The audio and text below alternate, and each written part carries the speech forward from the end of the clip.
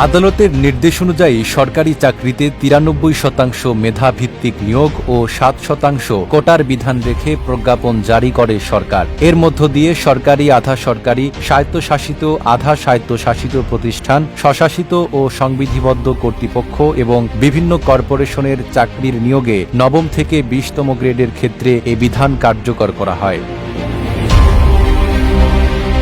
২০২৪ সালের ২৩ জুলাই আন্দোলনরত শিক্ষার্থীরা সরকারকে ৪ দফা দাবি বাস্তবায়নের জন্য ৪৮ ঘণ্টার আলটিমেটাম দেয়। শিক্ষার্থীদের পক্ষে ৪ দফা দাবি তুলে ধরেন বৈষম্যবিরোধী ছাত্র আন্দোলনের অন্যতম সমন্বয়ক সার্জিস আলম। দাবি পূরণ হলে সংলাপের সম্ভাবনার কথা জানায় আন্দোলনরত শিক্ষার্থীরা।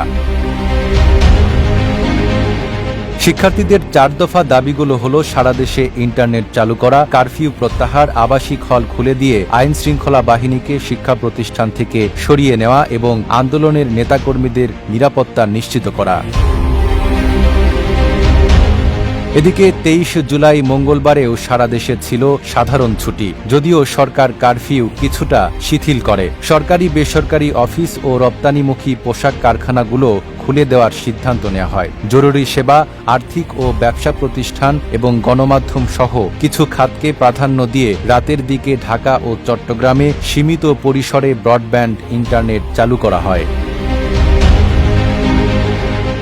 রাজধানী সহ সারা দেশে চিরুনি অভিযান চালিয়ে ১৭ থেকে ২৩ জুলাই এক সপ্তাহে ৩,০০০-এর বেশি মানুষকে গ্রেফতার করা হয়। রাজধানীর বিভিন্ন স্থানে সংঘর্ষ, ভাঙচুর ও অগ্নিসংযোগের ঘটনায় শুধু ২৩ জুলাই আরও ৩৮টি মামলা হয়।